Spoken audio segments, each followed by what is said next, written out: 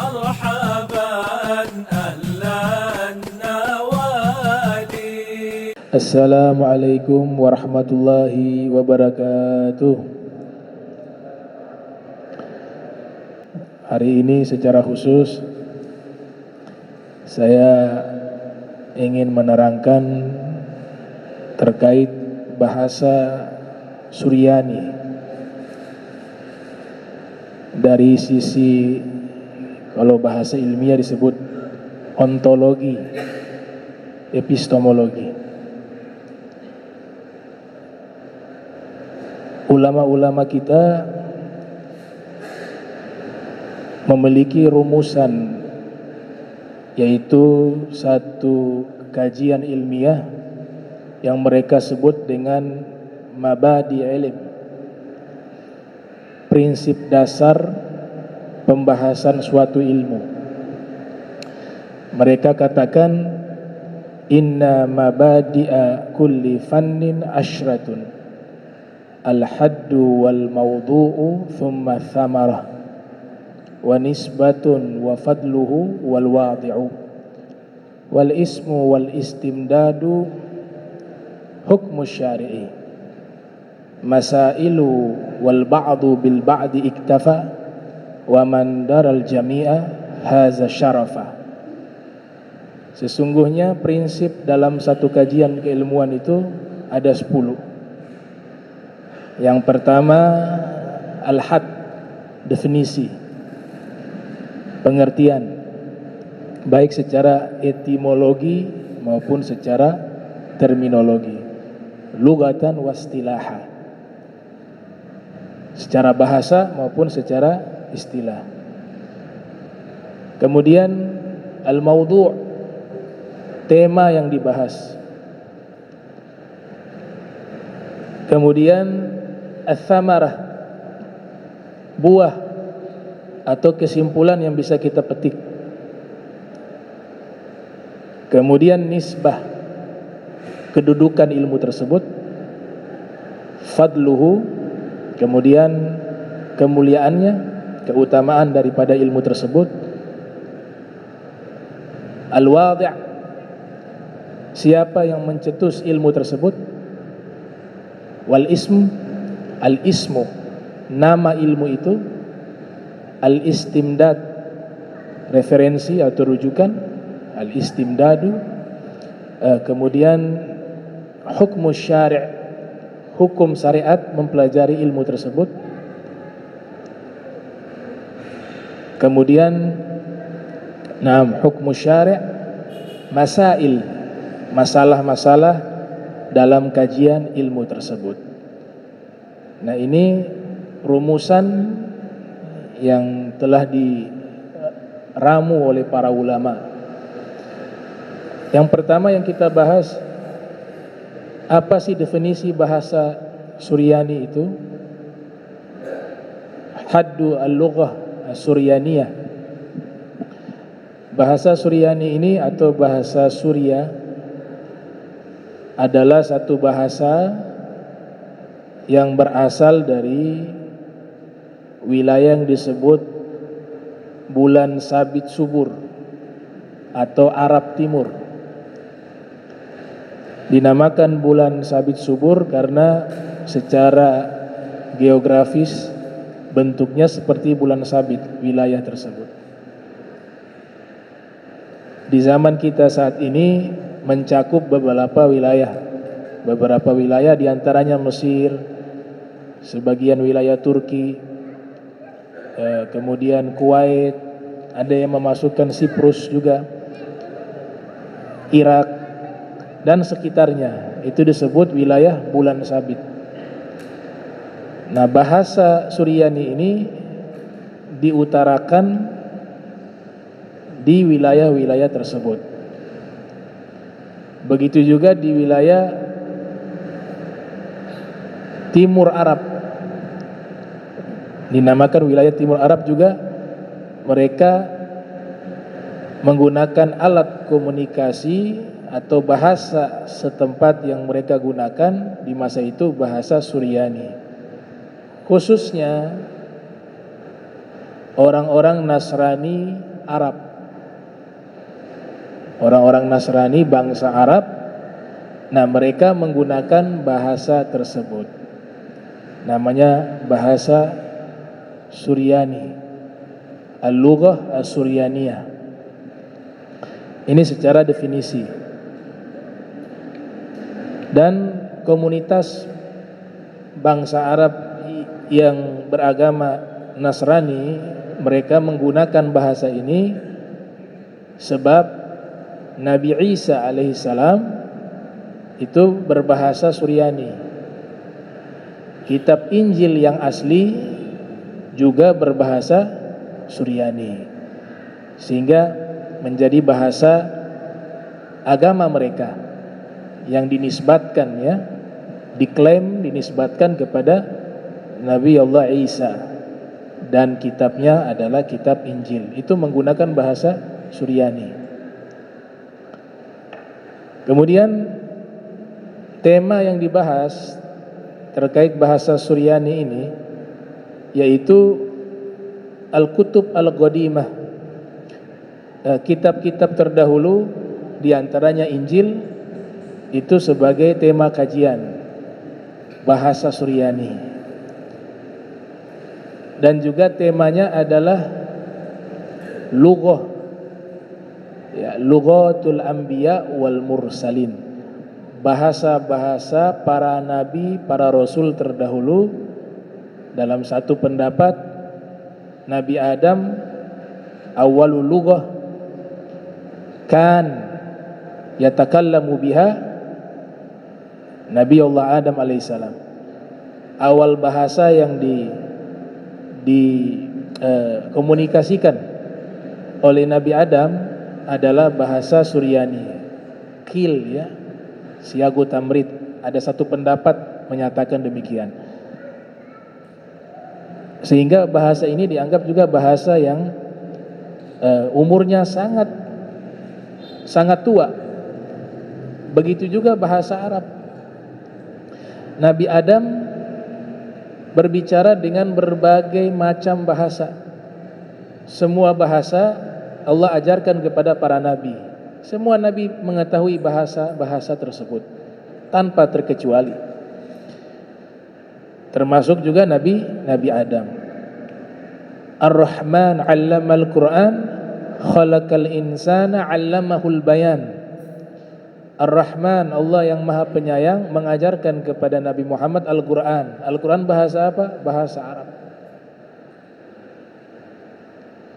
Dan Allah menciptakan manusia.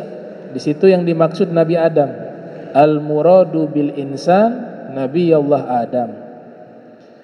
Allah menciptakan manusia yang bernama Adam alaihissalam, Nabi Allah Adam alaihissalam. Wa 'allamahul bayan, dan Allah mengajarkan kepadanya al-bayan. Dalam tafsir Abu Ja'far At-Tabari yang lahir tahun 224 Hijriah, wafat 310 Hijriah, juga di dalam tafsir Al-Hafiz Ibni Katsir yang lahir tahun 701 Hijriah, wafat 774 Hijriah, dan ulama tafsir lainnya, yang dimaksud al-bayan adalah al-lughat, bahasa-bahasa. Jadi Nabi Adam menguasai seluruh bahasa yang saat ini kita berbicara dengan bahasa tersebut, sumber awalnya itu dari Nabi Allah Adam alaihissalam. Ini pernyataan para al-mufassirun, para ulama ahli tafsir. Bahkan di Oxford, satu universitas di Inggris yang terkenal itu, punya satu fakultas khusus. Mereka menamakan the mother of language, ibu dari semua bahasa, Ummul Lughat, induk, ibu dari seluruh bahasa yang ada. Ternyata yang dibahas apa? Bahasa Arab. Maka pendapat lainnya menyatakan Nabi Adam itu berbicara bahasa Arab, kadang juga bahasa Suryaniyah, al-lughah Suryaniyah, kadang juga bahasa Ibraniyah, kadang juga bahasa Zanziyah, dan bahasa-bahasa lainnya Karena pada waktu itu komunitas masyarakat yang ada ya hanya Nabi Adam dan anak turunannya, sehingga beliau ajarkan bahasa-bahasa tersebut ke masing-masing anak turunannya. Cabang dari bahasa Suryania disebut bahasa Aram Timur, yang nanti ditarik ke atas dari keturunan Nabi Adam yang bernama Kan'an. Nah, sumber bahasa Suryania dari Kan'an, disebut Lughah Bani Kan'an, ya.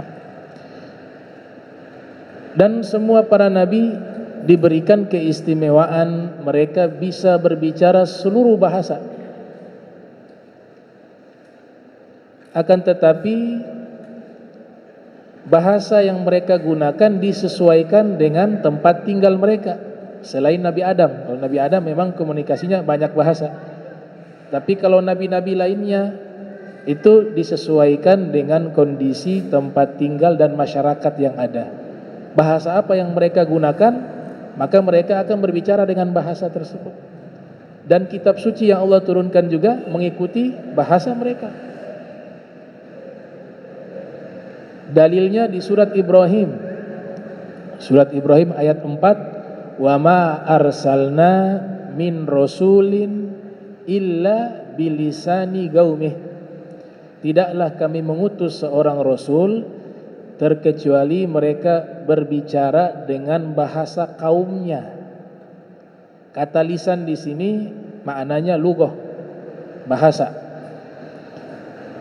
Dalam faedah ilmu bahasa Arab, kalau lisan kita mudzakarkan, kita jadikan dia sebagai mudzakkar, laki-laki, maka maknanya adalah lidah. Al-lisan jika dimudzakarkan maknanya adalah lidah.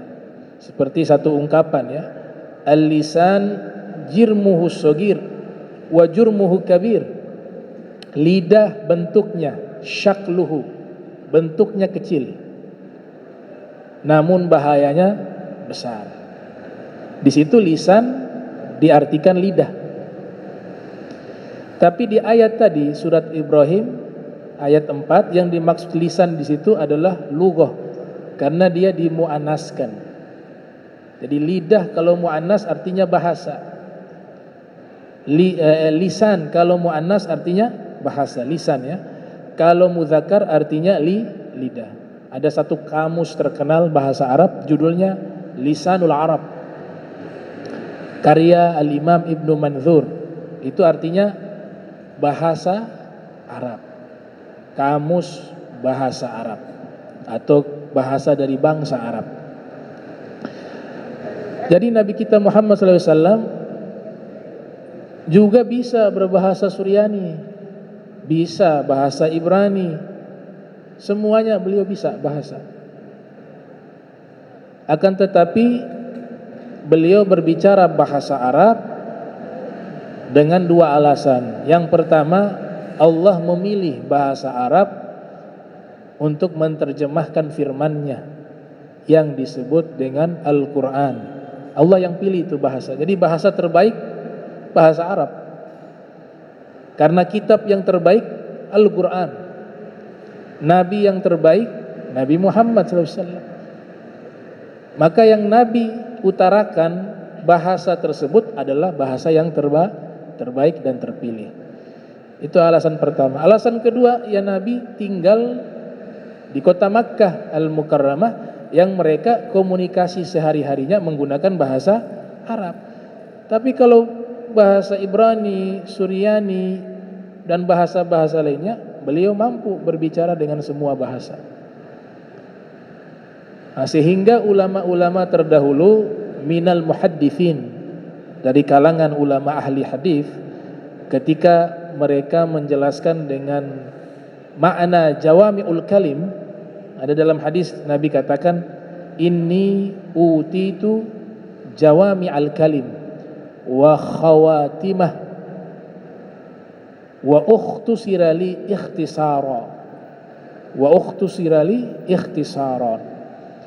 Saya diberikan jawami'al kalim dan penutup-penutupnya serta saya diberikan oleh Allah mengucapkan kalimat yang sangat ringkas.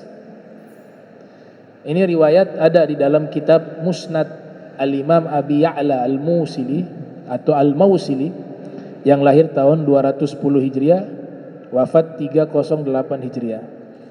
Nabi bersabda, aku diberikan jawami al-kalim.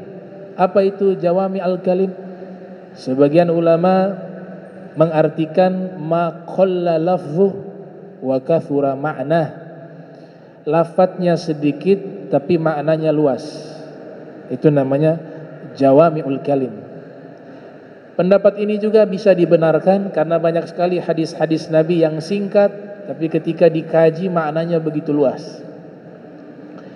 Akan tetapi ada juga sebagian ulama mengartikan makna dari jawami'ul kalim adalah Nabi bisa menguasai seluruh kumpulan bahasa. Seluruh bahasa. Maka jawami' artinya kumpulan-kumpulan. Al-kalim adalah komunikasi bahasa. Jadi Nabi mampu berbicara seluruh bahasa. Ini yang menjadi dalil bahwa bahasa yang ada saat ini itu semua para nabi mengetahuinya. Akan tetapi mereka berbicara sesuai bahasa di mana mereka tinggal. Nabi Musa alaihissalam, beliau berbicara menggunakan bahasa al-lughah al-ibraniyah, bahasa Ibrani. Kitab Injil, kitab Taurat juga berbahasa Ibrani. Nabi Daud alaihissalam dan Nabi Sulaiman alaihissalam berbicara dua bahasa. Bahasa Aram. Bahasa Aram inilah nanti cabangnya bahasa Suryani. Yang paling awal bahasa Aram. Kalau kita ambil pendapat Nabi Adam berbicara bahasa Suryani, maka pemahamannya adalah bahasa tertua juga bahasa Suryani. Tapi kalau pemahamannya Nabi Adam berbicara bahasa Arab, maka bahasa Aram itulah yang nanti melahirkan bahasa Suryani. Sekalipun bahasa Suryani ini bisa juga kita katakan adalah bahasa yang hampir sama dengan bahasa Arab dan hampir sama dengan bahasa Aram, karena bahasa Aram itulah yang melahirkan bahasa Suryani. Nabi Daud wa Nabi Sulaiman berbicara bahasa Aram dan bahasa Ibrani. Maka kitab Zabur juga adalah bahasa tersebut. Nabi Isa alaihissalam, beliau berbicara bahasa Suryani. Maka kitab Injil juga yang asli berbahasa Suryani. Dan Nabi kita Muhammad sallallahu alaihi wasallam, beliau berbicara menggunakan bahasa Arab yang fasih. Maka Al-Quran juga menggunakan bahasa Arab yang fasih. Bahasa Arab yang fasih di dalam kitab Qasasul Anbiya disebutkan yang pertama kali berbicara bahasa Arab yang fasih, ya. Sebelumnya ada kaum Ad, kaum Thamud, mereka juga disebut bangsa Arab. Tapi yang berbicara secara fasih bahasa Arab adalah Nabi Allah Ismail. Kemudian punah bahasa Arab fasih tersebut hingga nanti Allah ajarkan bahasa fasih, bahasa Arab yang fasih itu kepada Nabi Muhammad sallallahu alaihi wasallam. Afsahan nas bil lughah Arabiyah. Manusia yang paling fasih berbicara bahasa Arab adalah Nabi Muhammad sallallahu alaihi wasallam. Kemudian buah atau manfaat kita belajar bahasa-bahasa asing, terutama bahasa Suryani. Kalau bahasa Suryani ini manfaatnya yang pertama adalah kita bisa mengetahui, ya, peninggalan-peninggalan baik secara tekstual maupun secara naskah-naskah kuno itu masih ada yang menggunakan bahasa Suryani. Dan penduduk Nasrani yang berbangsa Arab yang tinggal di Jazirah Arab yang mereka beragama Nasrani itu masih mempertahankan bahasa Suryani sebagai alat komunikasi mereka sehari-hari, ya, bahasa lokal mereka.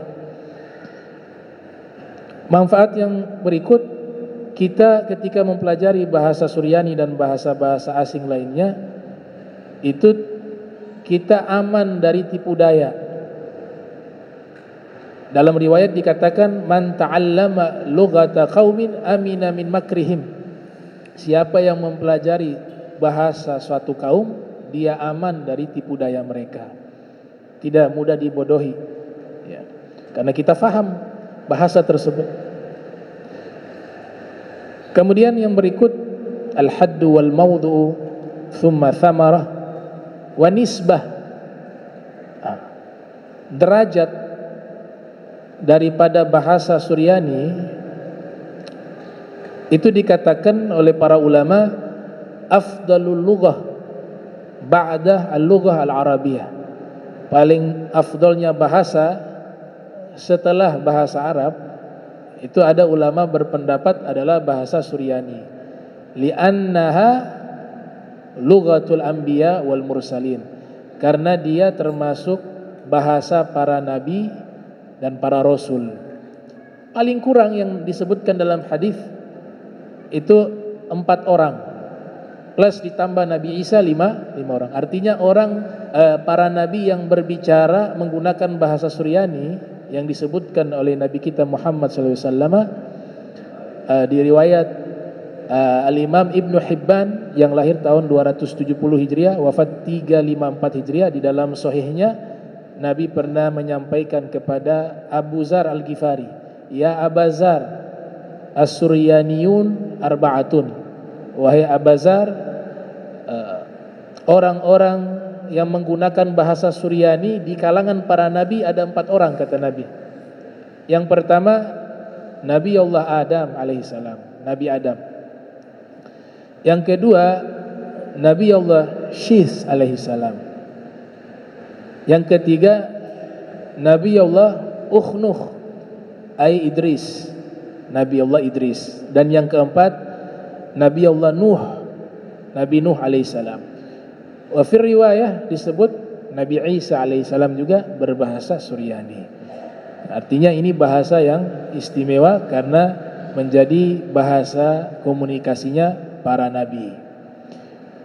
Kemudian disebut juga setelah nisbah fadluhu, ay fadlu al-lughah as-suryaniyah. Keutamaan bahasa Suryaniyah ini di kalangan para sufi. Kami mengutip satu kitab berjudul Al-Ibris. Al-Ibris ini karya Syekh Ibnul Mubarak.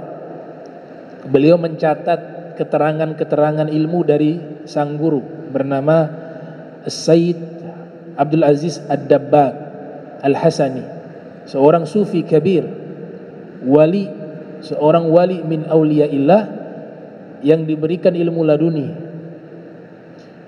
Beliau mengatakan bahwa inna lughata Suryaniyah hiya lughatul arwah. Sesungguhnya bahasa Suryaniyah ini adalah bahasanya para ruh. Jadi ruh-ruh nih mereka berkomunikasi menggunakan bahasa Suryaniyah.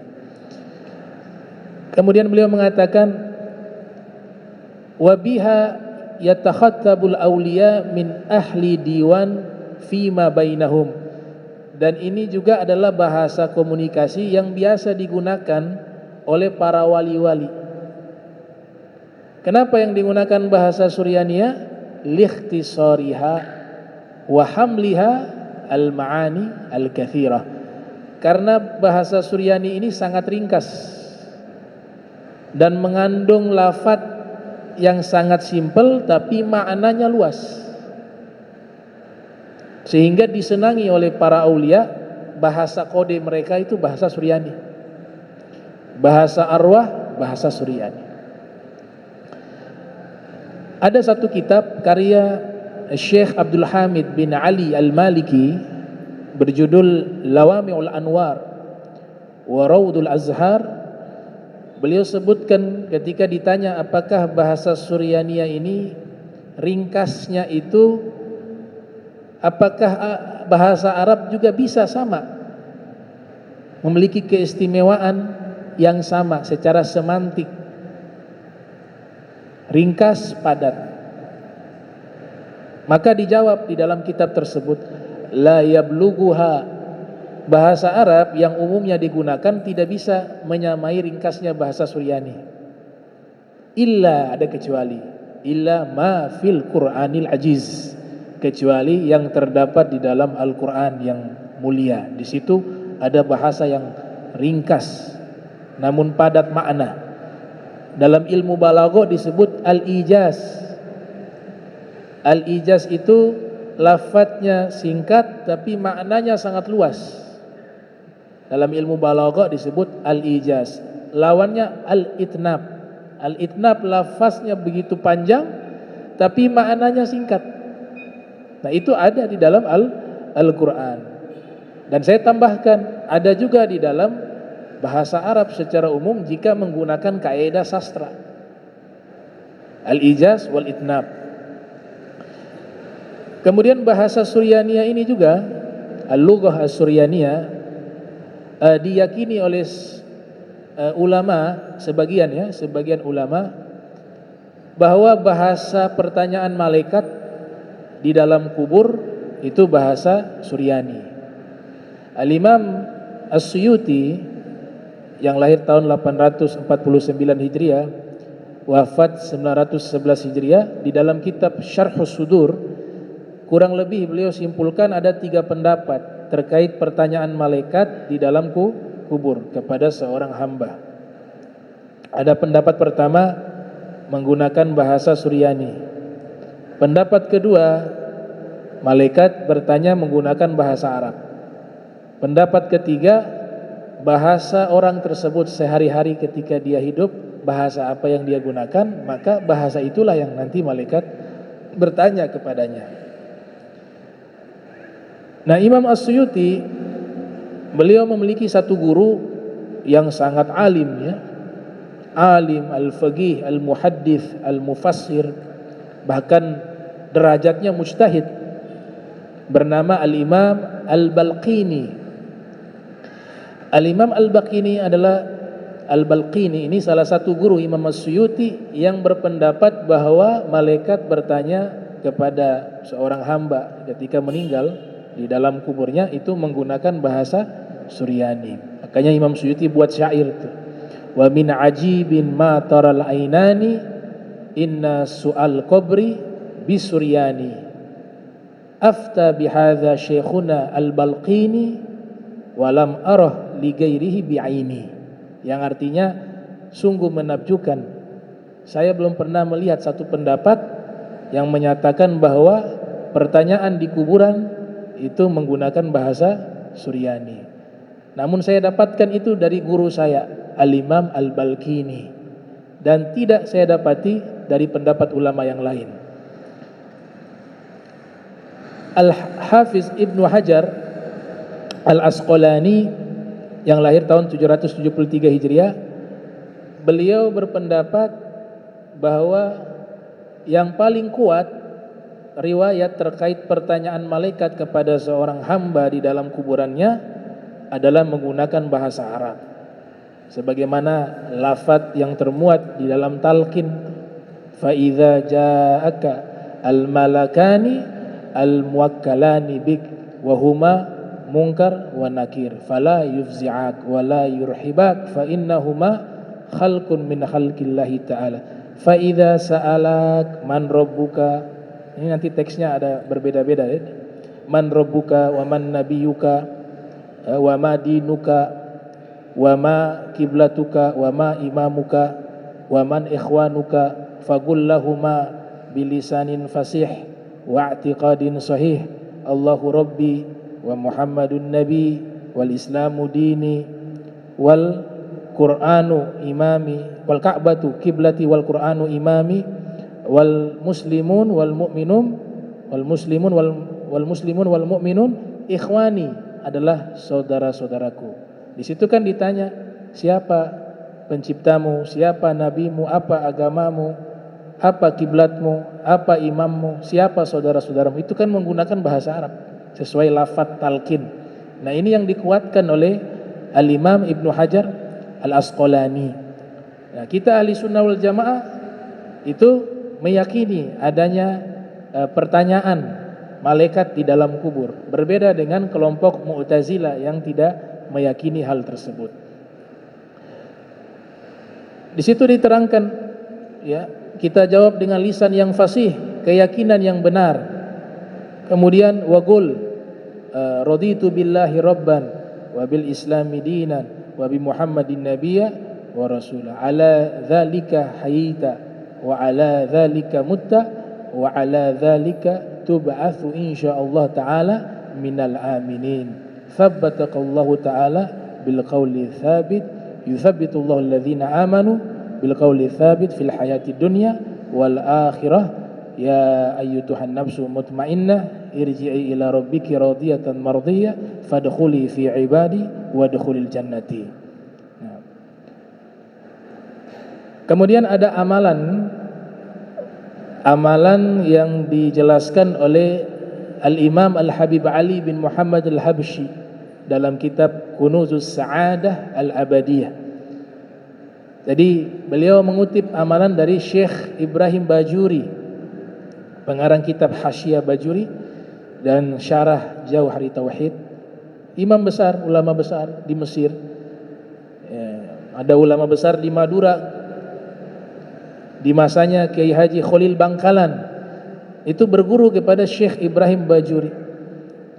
Bahkan qil, satu pendapat mengatakan Kiai Haji Ahmad Rifai, ini sebelum lahirnya Syekh Hasim Asy'ari, ya, mereka lebih dahulu. Itu ulama besar, alim. Qil mengatakan belajar di Makkah 8 tahun, di Mesir 20 tahun. Ya, ahli sastra, ahli syair, pejuang. Ya, pejuang di masa beliau, masa penjajahan. Beliau berjuang lewat syair, membangkitkan semangat untuk melawan penjajah. Dan diasingkan di Ambon, kemudian di Tondano, Kampung Jawa Tondano, dan Qil mengatakan dimakamkan di tempat tersebut di Tondano, asal Kendal kalau tidak salah, di Jawa. Nah, beliau juga dikatakan berguru kepada Syekh Ibrahim Bajuri. Ini Syekhul Islam, ulama besar. Beliau mengatakan bahwa nanti di kubur itu malaikat bertanya menggunakan bahasa Suryani, itu atrahin, karihin, salihin. Nah, atrahin itu artinya gum ya Abdullah, bangun wahai hamba Allah, kata malaikat. Ya, padahal atrahin tapi artinya panjang. Gum ya Abdullah. Bahasa Suryani, singkat tapi maknanya luas. Kemudian malaikat menyatakan lagi yang kedua, atrahin. Yang pertama pakai ha, atrahin. Yang kedua atrahin. Hahirif. Artinya apa? Fi man kunta, kamu berada di mana sekarang? Karihin, artinya man rabbuka wa ma dinuka. Lihat, padahal hanya karihin tapi artinya man rabbuka wa ma dinuka. Siapa penciptamu, apa agamamu? Dan yang terakhir salihin. Salihin, madza taqul fi hadzal rajul alladzi bu'itsa fikum wa fil khalqi ajma'in. Apa pendapatmu tentang orang ini yang dimaksud Nabi Muhammad SAW? Di dalam Sahih Bukhari itu malaikat membawa bitaqah, semacam, bahasa sederhana apa ya, kartu yang di situ ada fotonya Rasul. Kemudian disodorkan kepada hamba tersebut yang ada di dalam kuburan. Kau kenal gak sama orang ini? Kalau dia kenal, oh ini Nabi Muhammad, selamat dia. Tapi kalau dia tidak mengenalinya, celaka dia, diazab. Nah, bahasa mengenal dan tidak mengenal, ini bahasa iman. Ini bahasa mahabbah kepada Nabi Muhammad SAW. Ini bahasa mengikuti ajaran Nabi Muhammad SAW. Bukan dihafal. Bukan dihafal. Bukan dicermati. Kita baca kitab Syama'il, kemudian kita mengambil keterangan-keterangan tentang fisiknya Nabi. Kemudian kita coba mengimajinasikan Nabi. Untuk dihafal nanti di kuburan ada fotonya Nabi, saya bisa kenali? Enggak, ada bahasa mahabbah. Nah, orang kalau mahabbah pasti akan melihat Nabi dalam mimpi. Itu sebagai identitasnya Nabi SAW yang akan memperkuat kita mengenali Nabi di dalam kuburan. Maka ditanya, kenal gak sama orang ini? Kata malaikat, itu artinya apa? Salihin. Panjang kan? Padahal salihin, tapi artinya bagaimana menurut kamu tentang orang ini yang diutus oleh Allah kepada kalian dan kepada seluruh makhluk. Kalau dia kenali, selamat.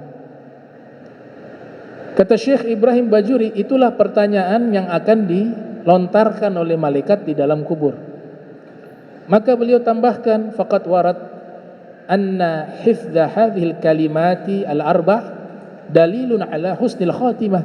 Maka siapa yang menghafal kalimat tersebut berbahasa Suryani tadi, maka itu sebagai dalil insyaallah dia meninggal husnul khatimah. Itu menurut Syekh Ibrahim Bajuri, dikutip oleh Al-Habib Ali bin Muhammad Al-Habsyi dalam kitab Kunuzuz Sa'adah Al-Abadiyah. Dibaca berapa kali? Di Hasyiah Ibni Qasim juga ada riwayat tersebut yang sama persis dengan yang dinukilkan, merujuk kepada Syekh Ibrahim Bajuri. Itu dibaca 3 kali, ba'da subuh, ba'da asar. Atrahin, atrahin, karihin, salihin. Kemudian setelah kita bahas definisi, topik, kemudian thamarah, buah yang kita petik, kemudian pangkat dan kedudukan, keutamaannya, al-wadi', siapa orang pertama yang berbicara menggunakan bahasa Suryani? Maka tadi sudah diterangkan, Nabi Allah Adam alaihissalam dalam satu pendapat. Kemudian pendapat lain, Nabi Adam tadi berbicara bahasa Arab. Nabi kita Muhammad SAW, beliau menegaskan, kalau mau membandingkan bahasa, Nabi mengatakan, ahibbul Arab li thalathin, cintailah bangsa Arab karena 3, kata Rasul. Ini riwayat Ibnu Asakir yang lahir tahun 499, wafat 571 Hijriah. Nabi katakan, cintailah bangsa Arab karena 3, li'anni Arabiyun, karena saya orang Arab.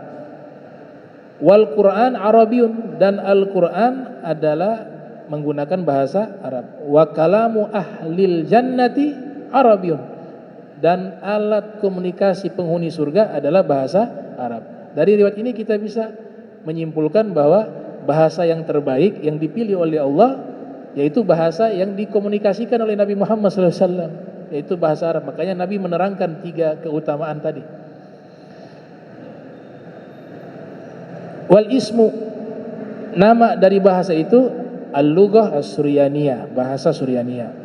Wal istimdadu, referensi untuk bisa mengkaji bahasa Suryani, yaitu referensinya pertama al-kutub al-qadimah, kitab-kitab terdahulu yang naskah-naskah klasik berbahasa Suryani, atau bahasa yang digunakan oleh orang-orang Arab Nasrani, juga mereka sampai sekarang masih berkomunikasi dengan bahasa Suryani.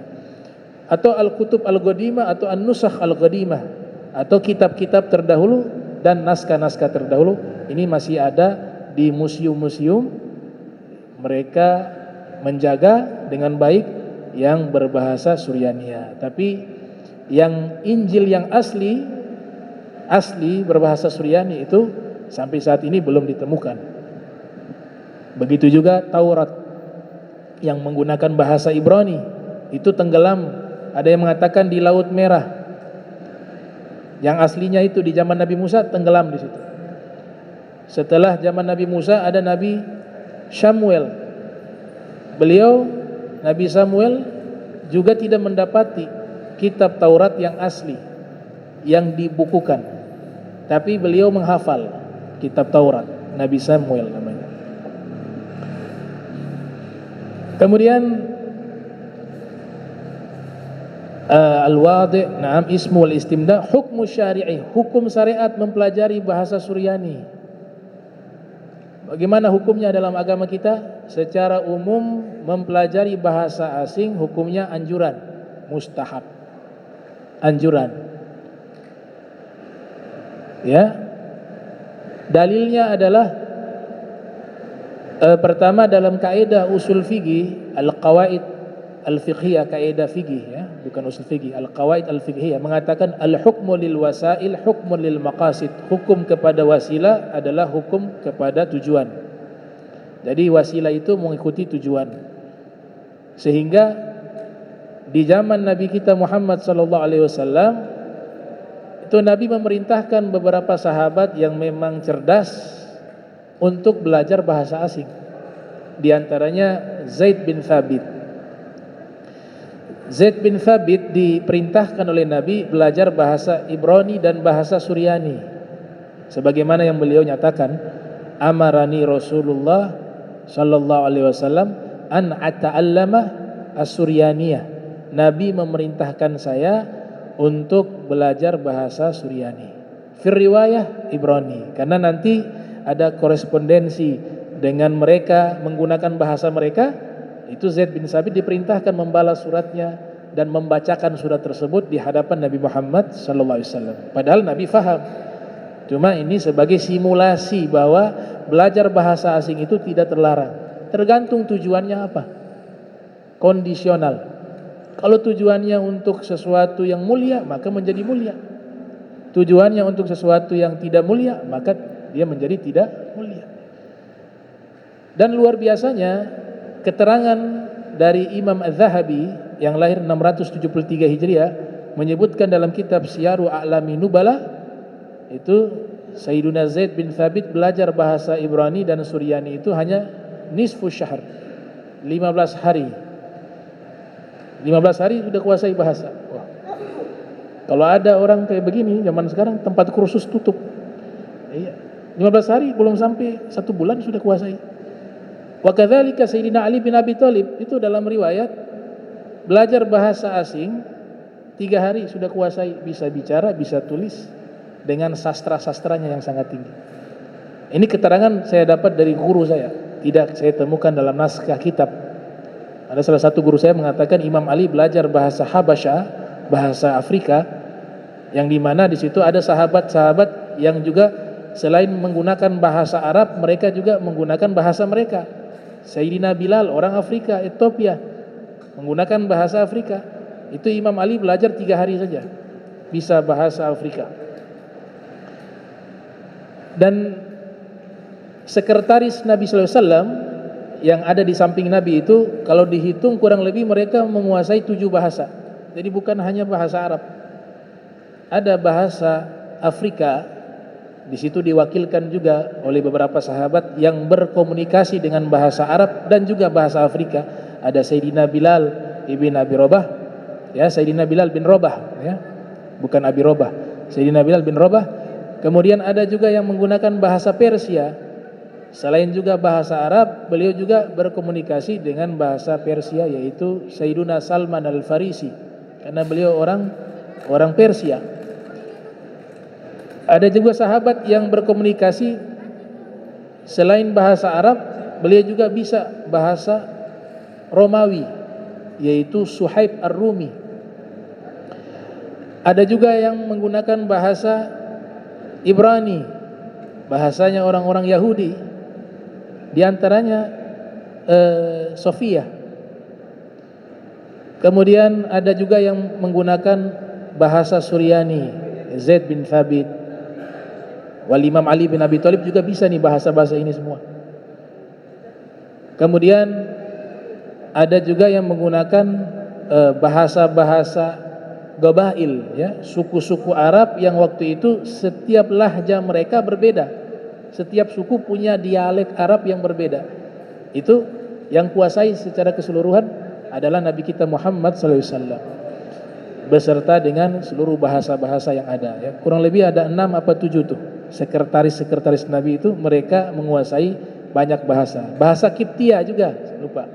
Bahasa Kipti, bahasa dialek Mesir klasik, Mesir kuno. Di antaranya adalah Maria Kiptia. Beliau menggunakan bahasa Kipti yang klasik. Artinya apa? Bahwa belajar bahasa asing tidak dilarang, bahkan anjuran. Sekretaris Nabi bisa beberapa bahasa. Bahkan Nabi memerintahkan Sayyidina Zaid bin Thabit belajar bahasa asing. Tapi yang paling utama bagi kita seorang muslim adalah mempelajari bahasa Arab. Jangan jago bahasa Inggris, bahasa Perancis, bahasa Arab tidak paham. Ini yang jadi prioritas. Kalau ulamanya itu wajib belajar bahasa Arab. Ulamanya wajib, bukan sunnah. Mau memperdalam apa? Ilmu tafsir Al-Quran. Jangan dulu tafsir. Bisa bahasa Arab tidak? Belum bisa, jangan bicara tafsir. Bahasa Arab dulu, belajar itu nahu, belajar itu sorof, belajar itu balaghah, ya, ilmu balaghah, bayan, ma'ani, badi, al-kawafi, arud, dan seterusnya. Mau belajar hadis. Oh, ini berkaitan ilmu agama. Bisa bahasa Arab tidak? Belum bisa. Belajar bahasa Arab dulu. Makanya diistilahkan bahasa Arab ini adalah ilmu alat. Ilmu alat untuk bisa mengkaji ilmu agama Islam. Bagaimana bisa kita mengkaji ilmu agama Islam sedangkan alatnya tidak ada? Alatnya dulu ini. Gitu.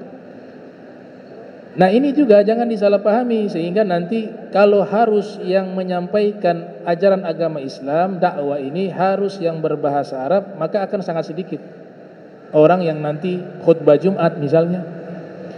Yang ceramah juga sedikit. Yang dimaksud di sini adalah ulama-ulama yang mengajar tafsir, mengajar hadis, mengajar fikih, dia harus menguasai bahasa Arab terlebih dahulu.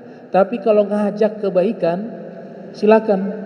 Tidak harus bisa bahasa Arab. Ngajak orang sholat, ada riwayat-riwayat yang tidak multitafsir dan tidak sulit untuk dipahami, dan dia bertanya kepada yang berilmu, maka tidak ada masalah untuk menyampaikannya itu. Taib. Kemudian yang terakhir, al-masail, masalah di dalam mempelajari bahasa-bahasa asing ada masalahnya. Terutama bahasa Suryani ini banyak dijadikan mantra. Mantra-mantra perdukunan banyak menggunakan bahasa Suryani. Ya. Sehingga ditemukan juga ada yang maknanya baik, dijadikan wirid. Sayyid Ibrahim Ad-Dasuki memiliki kitab Al-Hizbus Shaghir wal Hizbul Kabir. Itu di dalamnya ada bahasa Suryani.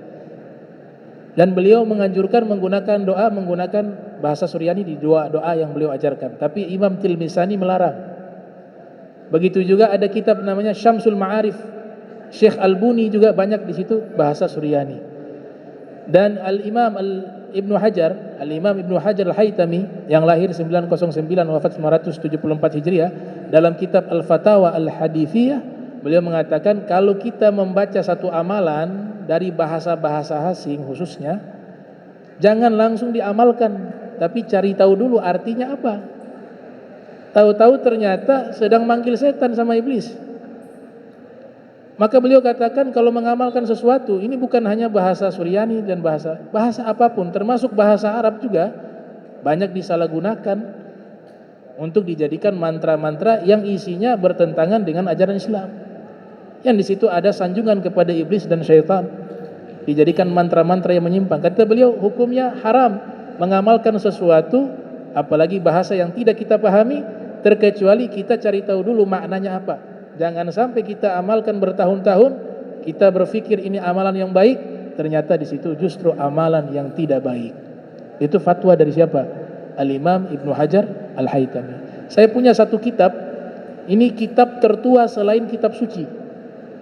Selain kitab suci Al-Quran dan kitab-kitab yang diklaim Injil wa Taurat, yang sampai sekarang masih ada, aslinya bahasa Ibrani tapi diterjemahkan ke bahasa Arab.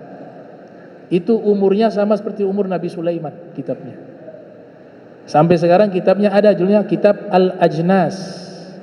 Itu menggunakan bahasa Ibrani diterjemahkan ke bahasa Arab. Banyak juga doa-doa di situ, dan juga mungkin ada oknum memasukkan bahasa Suryani, bahasa Ibrani di situ yang isinya mantra-mantra. Saya yakini tidak mungkin beliau yang menulis itu tujuannya untuk mantra, karena yang menulis ini namanya termaktub dalam Al-Quran, tapi dari lewat tafsir. Kalau kita membaca Al-Quran, ada kisah Nabi Sulaiman ingin memindahkan singgasana Ratu Balqis. Qala ifritun minal jin ana atika bi qabla an taquma min maqamik wa inni alaihi laqawiyyun amin. Berkata jin ifrit, kepada Nabi Sulaiman, aku bisa memindahkan singgasana Ratu Balqis yang ada dari Yaman pindah ke Palestina, ke Baitul Maqdis, sebelum kau berdiri dari tempat dudukmu atau tempat berdirimu, dan aku mampu melakukan itu. Wa qala alladhi 'indahu 'ilmun minal kitab, kemudian berkata ada orang yang memiliki ilmu kitab. Al-Imam Fakhruddin Ar-Razi yang lahir tahun 544 Hijriah wafat 606 Hijriah dalam Mafatihul Ghaib mengatakan orang tersebut yang dimaksud adalah Asif bin Barkhaya. Asif bin Barkhaya itulah yang menulis kitab tersebut, namanya kitab Al-Ajnas, yang diterjemahkan dari bahasa Ibrani ke bahasa Arab. Sekarang masih ada kitabnya, masih dicetak kitab tersebut. Kata beliau, aku mampu memindahkan itu sebelum kau mengedipkan mata. Subhanallah, ternyata betul-betul dipindahkan oleh Asif bin Barkhaya. Falamma ra'ahu mustaqirran 'indahu qala hadza min fadli rabbi. Ketika Nabi Sulaiman lihat singgasana itu sudah pindah, ia mengatakan ini karunia dari Allah. Dalam tafsir dikatakan Asif bin Barkhaya ini adalah sepupu Nabi Sulaiman dalam satu gaul, satu pendapat. Dan beliau hafal Ismul A'zam, satu nama Allah yang istimewa. Jika berdoa dengan nama tersebut, minta apapun Allah akan ijabah. Namanya Ismul A'zam. Nah, ini pembahasan terkait bahasa Suryani ya. Tapi kita belajar bahasa Arab yang lebih penting ya. Bahasa Arab bantu kita dalam ibadah, baca doa enak kalau bisa bahasa Arab, ngafalnya mudah. Ya, kemudian bisa mengamalkan satu sunnah. Sunnah apa itu? Dalam mazhab Syafi'i sunnah kalau ada tolak bala tangannya, itu sunnah itu. Hadisnya banyak. Saya buat ta'liqat, kumpulan hadis dari Syekh Yasin Al-Fadani. Di situ ada kumpulan hadis riwayat dari Nabi Muhammad, sahabat dan tabi'in tentang kesunahan membalikkan telapak tangan ketika menolak bala. Nah, itu kan tahu arti dulu. Kalau rahmat begini, kalau bala daf'ul bala. Dari mana? Dari bahasa Arab. Membantu khusyuk setiap membaca Al-Quran dalam sholat juga bahasa Arab, dan bisa mengambil referensi ilmu agama secara langsung dari kitab-kitab para ulama. Mereka menggunakan bahasa Arab, dan itu adalah bahasa Nabi Muhammad SAW. Itu yang paling penting, kita berbicara dengan bahasanya Nabi Muhammad sallallahu alaihi wasallam. Allahumma jam'ana hadza jam'a marhuma wa tafarraqan bari tafarrukan ma'suma wa la tajal minna wa la minna syakila mahruma. Subhanaka bihamdika asyhadu an astaghfiruka wa atubu ilaih. Wa sallallahu sayyidina Muhammadin wa ala alihi wa sahbihi wa baraka wasallam. Wa lakum minkum wassalamu alaikum warahmatullahi wabarakatuh.